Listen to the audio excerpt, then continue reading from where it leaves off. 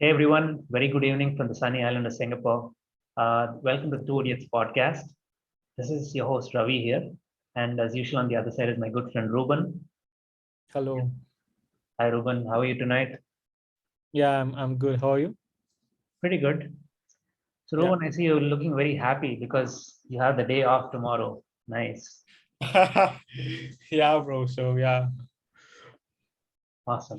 Yeah. Yeah. So we don't discuss about the day off over the call. Yeah. Yeah. Let's keep it secret. Okay. Yeah. So folks, Ruben was telling me about this So very to be honest, I'm not going for job hunting. Let's just put it there. yeah full 100% disclosure. it's not for job hunting. Yeah. You just want to take a break and Yeah. refresh. Yeah. Yeah. So, guys, Ruben was telling me about this very interesting aggregator kind of startup called Bolt. It's a US-based startup, and that's exactly what we're going to talk about today. So, I have a bunch of slides, Ruben, and I thought, we can just run through that to give Yeah. a Sure. this is a better idea. I mean, a listener's a better idea, Yeah. right? Yeah. Let me share my. Yes.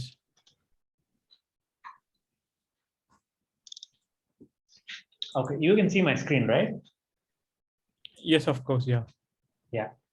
Yeah. So there you go. This is Bolt, and basically, they're bringing this one-click checkout to millions of shoppers worldwide. Yeah. So, uh, Rowan, what problem are they trying to solve according to you? So, let's say that we go shop from Amazon, we Hmm. go shop from a Shopify store, we Hmm. go shop from AliExpress, or in Singapore, we shop from Lazada.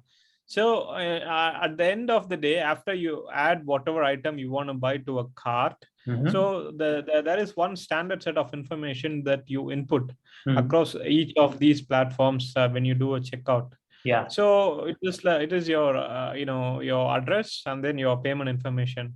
Yeah. So what these guys are doing is they are making it as a common denominator. So Okay. you put all your shipping information, payment information to my platform, which is Bolt, and then let all these e-commerce platforms uses them. So as a company, these guys will have a data for this particular user, what he buys, then from which platforms he buys. So he also gets the data and he also get to process the payment for them. Okay. So it is like, and it's the most simplest but a smart solution. Yeah, I mean these guys raised a lot of money, right? Recently, how much was it? Um, Around 450 million something. yeah, that was on their Instagram page, right? Like, let's check. At 4.5 billion dollar valuation. Wow. 4.5 billion, is it? Yes. Oh, cool. Wow. Yeah, I mean, That's yeah. it's a pretty interesting. I was just going to say it's a pretty interesting idea Yeah. because I've personally suffered with this. Like every time you go to a store or you go to the D2C website of some big brand, right? Like Yeah. PNG or something. Yeah, every website has their own checkout form. Something like this Yeah. that you see on the screen, Yes. and you have to fill out everything from scratch. Yes. So sometimes the Google form filling tool is very helpful, but sometimes it just doesn't work so well. Yeah. And personally, I don't like giving my credit card information to Google because I'm always, paranoid about it getting hacked. So, Yes. every time I had to go and manually key it in. Okay. Yeah. So Bolt is a great solution for, this issue. Yep. Agree. Yeah. Yeah. Oh, and yeah, I also think it works with different payment platforms, right? Like as you can see Yes. here, Visa, Discover credit cards. Yeah.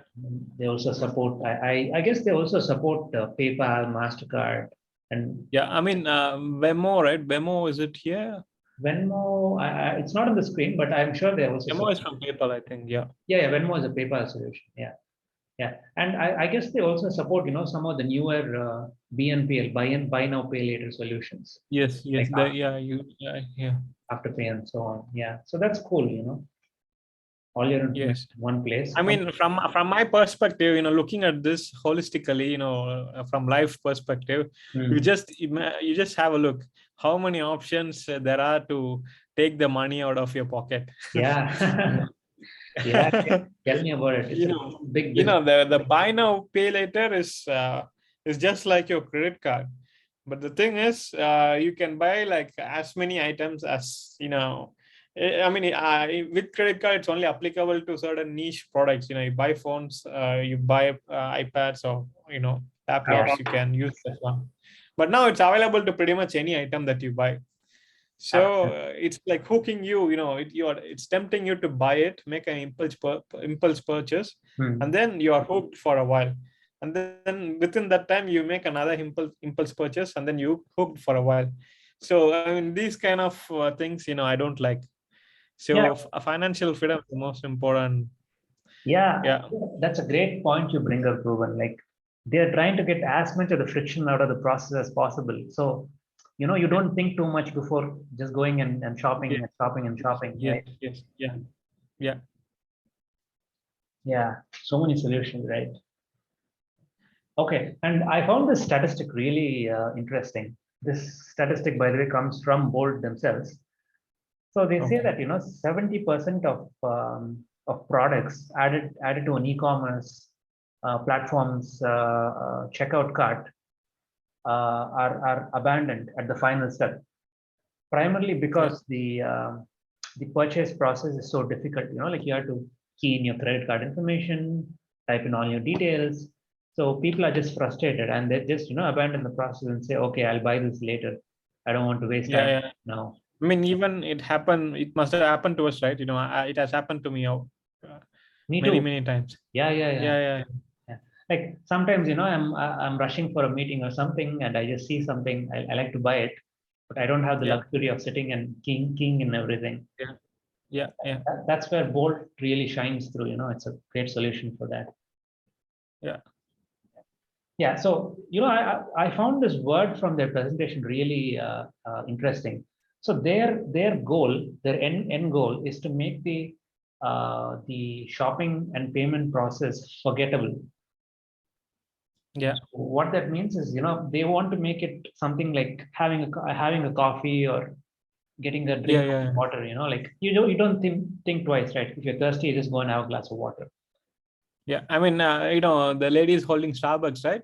So the Yeah, Starbucks is sort of acting like a bank. They have over $1 billion of customers' money in their account, yeah, which they can only use in their store. stores. Yeah, So the psychology is, I mean, if you don't see how much you are giving out, and if you are paying it through an app, yeah, you don't mind, doing that kind of shopping, basically. exactly. Yeah, So yeah, yeah, and you don't feel the pain, right, when you just have to spend 1 or 2 seconds to check out. yes, yes, yes, yes, yes. It's friction-free shopping.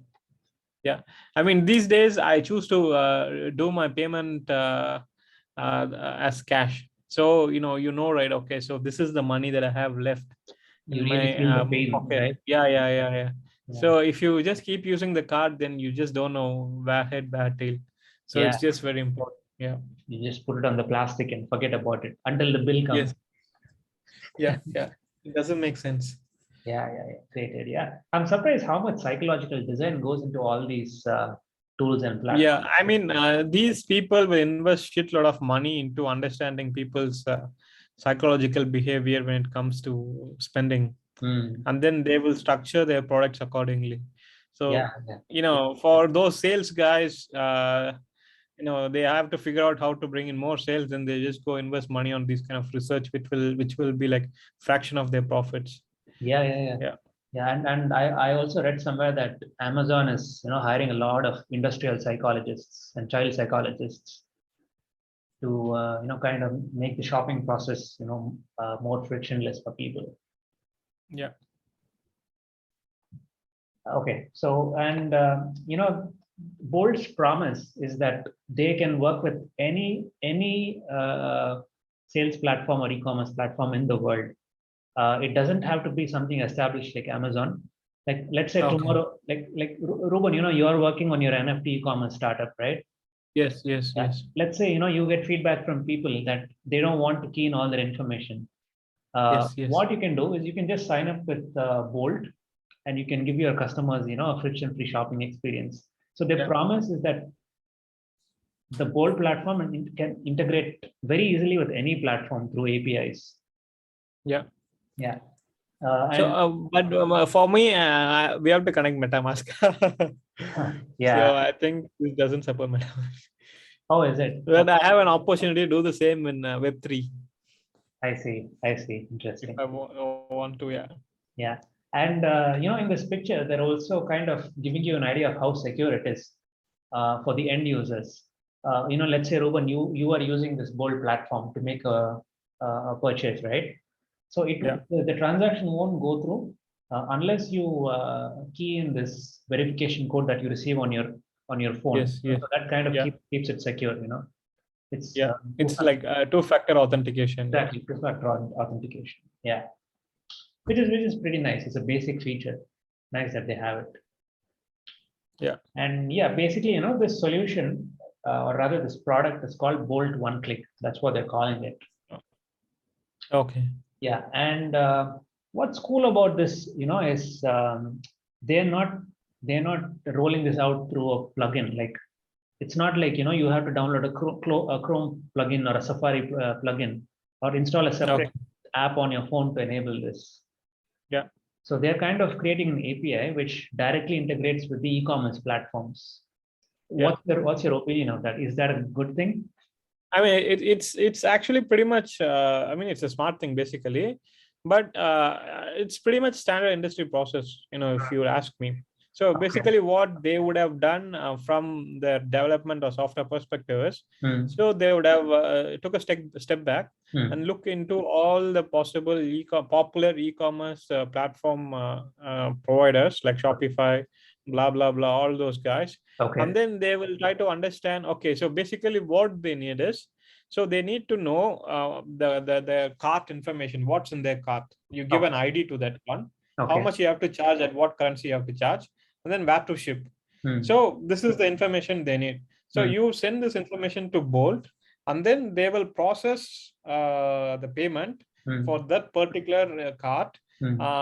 using your payment information that's available on their platform.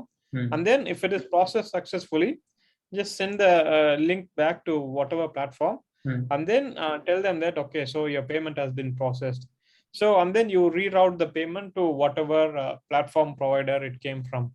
Hmm. So yeah, so I mean, yeah, I mean, it's a very basic thing. There's nothing too technical or wow. So how do they do it? So we don't have that factor in it in this one, but it actually solves a pain point.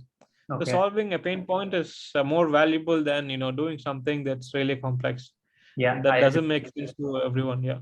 agree. Yeah, it's a smart and well thought out solution. Yeah. Yeah.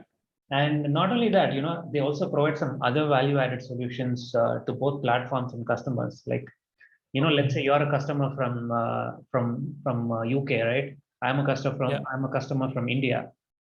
Yeah. So both of us will pay like different sales taxes and value added taxes, right? Yes. So they also, Yeah. help the platforms calculate the tax. Yeah. And as you can see, they also have APIs which can directly integrate with the ERP solutions like SAP or Oracle to do Yeah. Yeah. inventory planning and other stuff. Yes. Yes.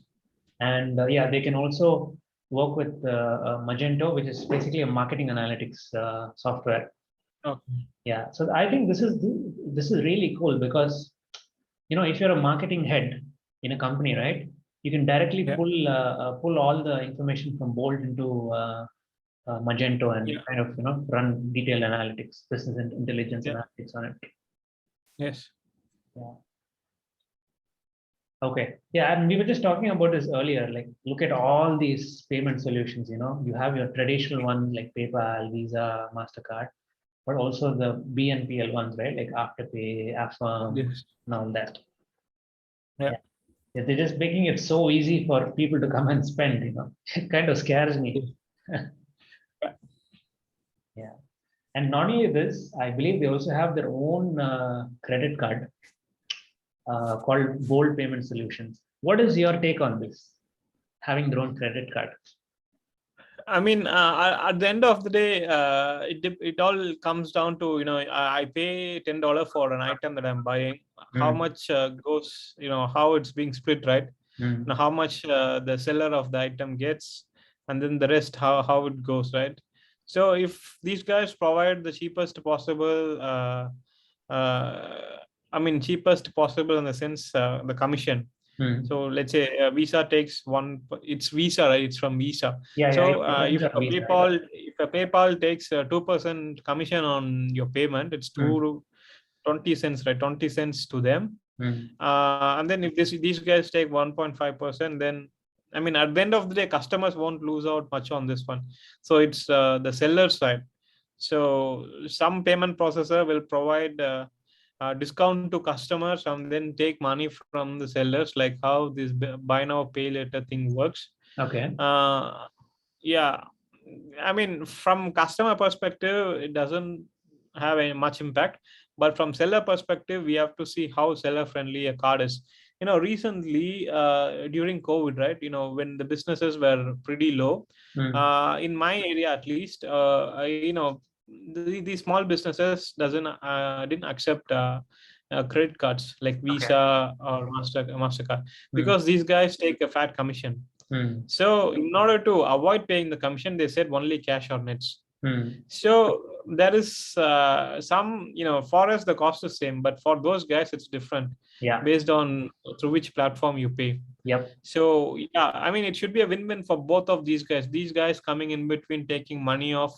Right, looking, I mean, not so far into future, what these blockchains can do is, once you log in with a certain blockchain, this blockchain will have information about your address and then your wallet.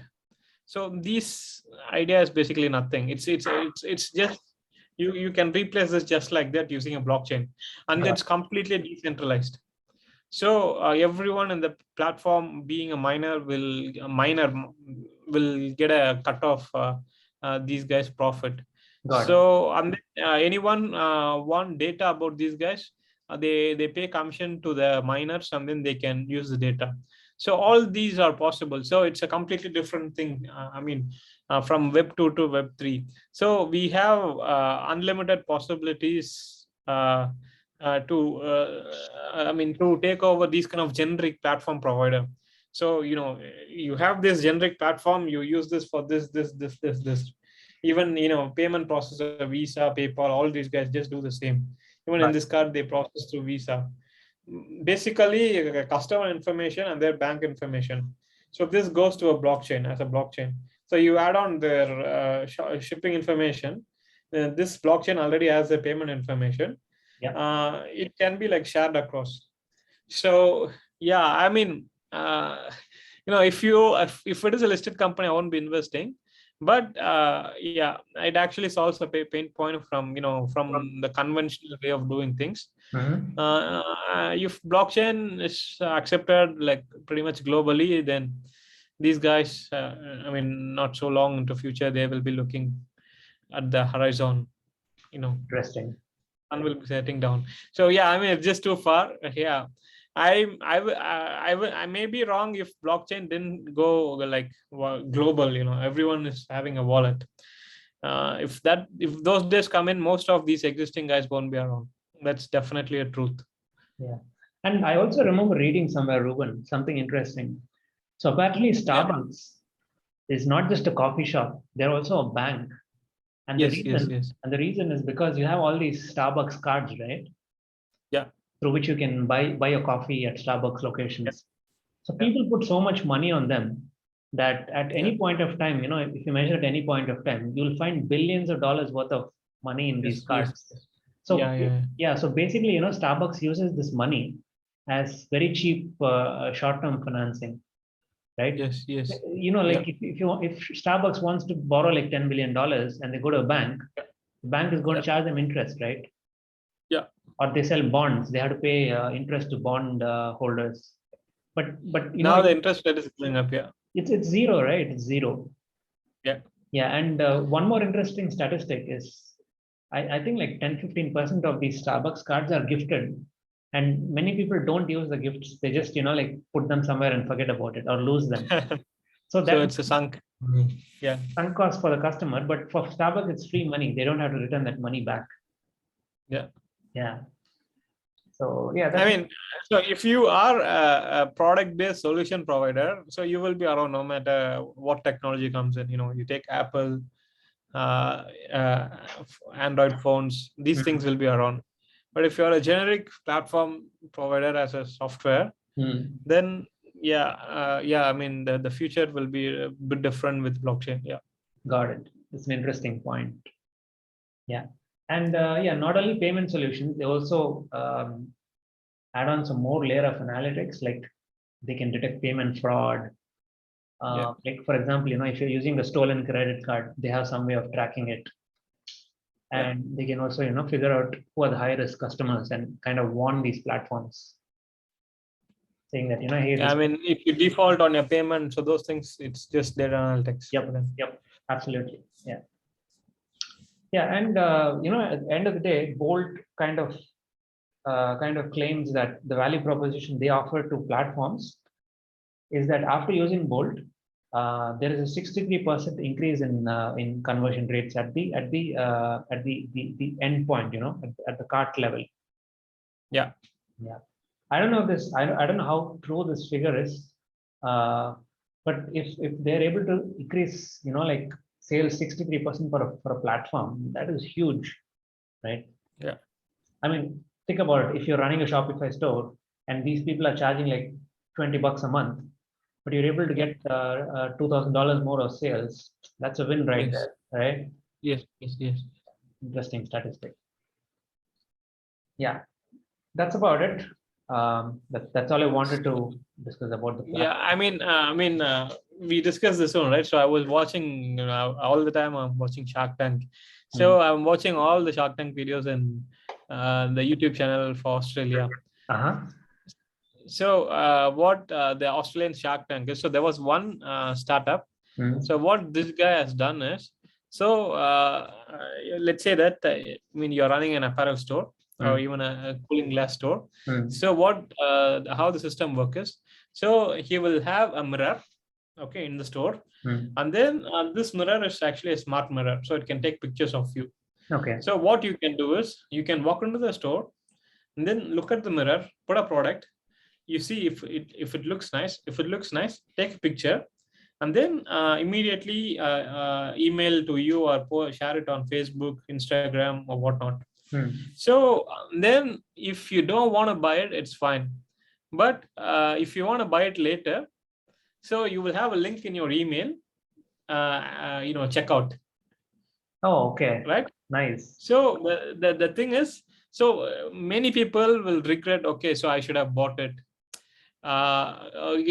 Okay, it was actually really good, so I should go back and see if it's still around. Available, yeah. So for those kind of people, it's actually a conversion. So after walkout conversion for the stores. So basically this guy is providing this hardware system with the software and everything that can be installed in the store, where people take pictures of different items that they're trying out, and then they can also share this as a gift to someone and ask them to buy it for you.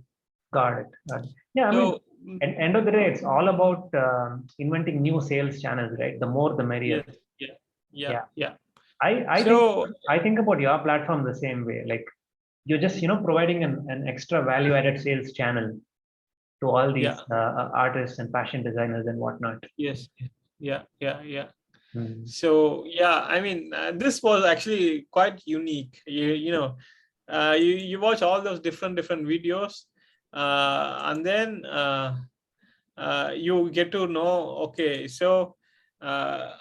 so which is a unique one, which is the one, wow, it's really a beautiful idea, it's too hard. So basically the ideas will be like, I made a drink, I made a phone app to connect one set of people on other side and one set of people on other side, the supply demand, whatnot. It can be for skills, it can be for home, and then people traveling around. So you have all these kind of like common ideas. But certain ideas it will strike. Wow. Okay. So, and then today I was watching another Shark Tank video. The idea was simple. So this guy actually bought a boat and then he just rented it out. So you just buy nice, yachts or something along the line, rent it out. So, but he made it more affordable for younger generations. So it's quite affordable. So there can be around 38 people at a time, and then it's cheaper, so it won't put a hole in your pocket. So his operating margin was more than 50%. Oh, Sharks were loving their business. it's a yacht rental service, is it? No, it's actually a travel service. Travel, okay. So it goes from one point to another point. So without putting a much hole in people's pocket. So this guy was giving that a nice experience. So he was targeting people from like 25 plus to like late 30s. How does he keep costs low and provide a low price? So he tries to achieve a volume that is not so too much and not so too low. So at that range, so he can achieve. So, and then what I did was, this is actually nice idea, and not many people will think why the yachts thing is like unique, right? Yachts is the first time, you watch hundreds of videos on Shark Tank, and then the one idea, this is something that's unique. People come selling clothes, people come selling toys, people come selling apps. But these kind of ideas will be unique. And then I started searching what's the cost of buying yachts in India.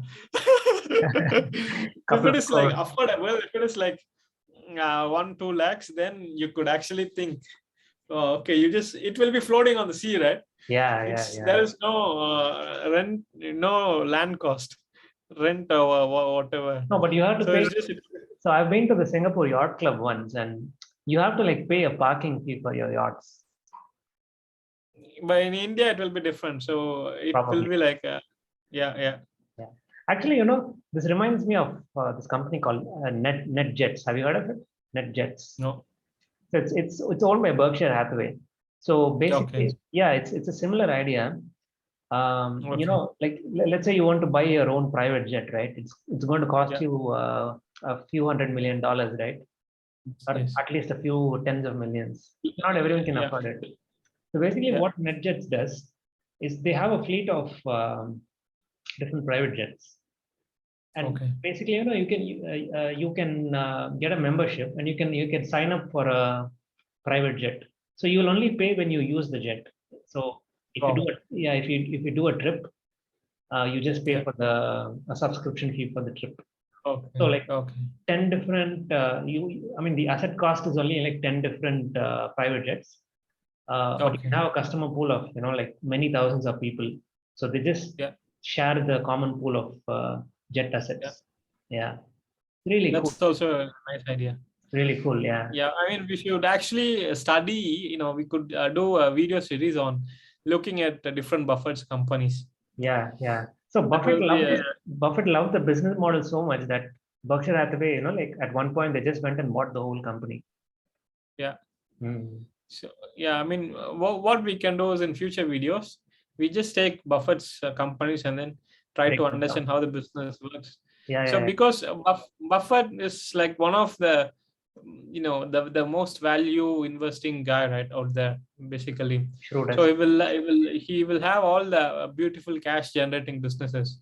So we could actually do a breakdown on each of those businesses, which I think our readers viewers will find it useful. And we could also do a couple of videos on the mistakes that Buffett has openly admitted to, right? Like there was this footwear company, I can't remember the name. I'm having a brain fart. So he bought this company, and then he took a huge $1 billion loss on this because the cheap footwear manufacturing in places like China and Bangladesh, it kind of ate into the business. And they had to close the business down. All right, folks, that was a wonderful discussion. I thoroughly enjoyed it. I hope you guys liked it too. Please watch our video completely, and remember to like, share, and subscribe.